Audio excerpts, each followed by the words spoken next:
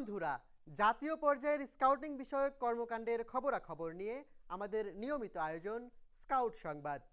Scout সংবাদ নিয়ে আছি আমি রোভার আবির হোসেন অনি।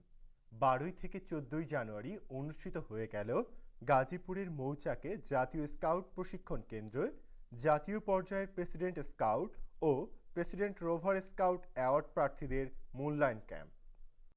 সারা দেশ থেকে নির্বাচিত স্কাউটরা এই মূল্যায়ন ক্যাম্পে অংশগ্রহণ করে। সারা দেশের বিশেষজ্ঞ স্কাউটরা এই বাছাই কার্যে অংশগ্রহণ করেন। প্রোগ্রাম বিভাগের জাতীয় কমিশনার আতিকুজ্জামান রিপন মূল্যায়ন ক্যাম্প পরিচালনা করেন।